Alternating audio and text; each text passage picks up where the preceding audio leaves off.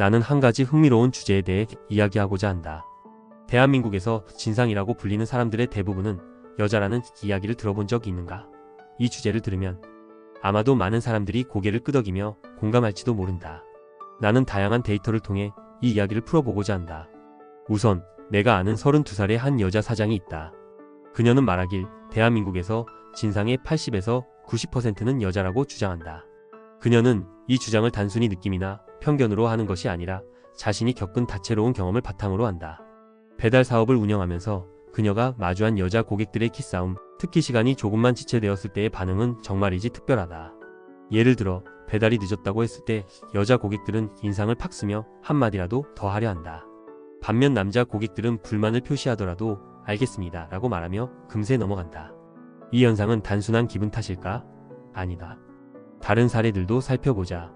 한 디저트 매장을 운영하는 자영업자가 카페에 올린 글에서 왜 진상은 90%가 30대 후반에서 40대 초반 여자일까라는 질문을 던졌다. 그녀는 이런 나이대의 여자들이 히스테리가 많다고 느낀다며 이에 대해 한탄했다. 설문조사에서도 여성이 진상이 많다는 결과가 나왔다. 여자 진상이 86.3%라는 통계는 단순히 개인적인 의견이 아니라 집단적인 경험에서 비롯된 것임을 보여준다. 그렇다면 왜 이런 현상이 나타나는 걸까? 나는 여자의 본능적 특성에서 그 이유를 찾고자 한다. 남자는 어릴 적부터 싸움과 경쟁을 통해 전투 상황에서의 위험성을 본능적으로 인지한다. 즉, 선을 넘으면 큰 대가를 치를 수 있다는 것을 알고 있다. 반면 여자는 이런 경험이 부족하다. 이는 여성들이 평소 남성들의 보호를 받으며 자라왔기 때문이다. 따라서 여자들은 위험의 경계를 잘 알지 못하고 진상 행동에 대한 위험성을 과소평가한다. 또한 대한민국의 안전한 사회 환경도 여자들이 이런 행동을 하게 만드는 요인 중 하나다. 한국은 치안이 좋고 총기 소지가 금지되어 있다.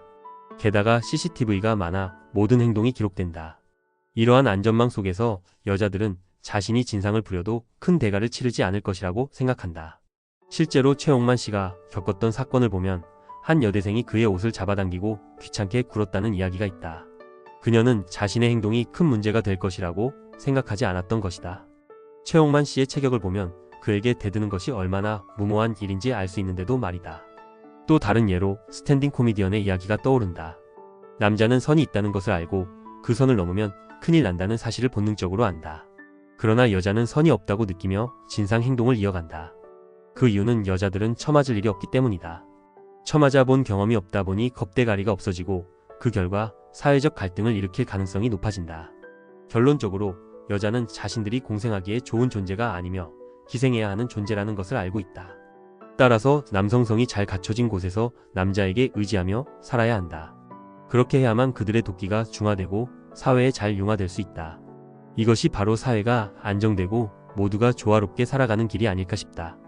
여성들이 진상의 태도를 버리고 남성과 공존하는 법을 배우는 것이 중요하다.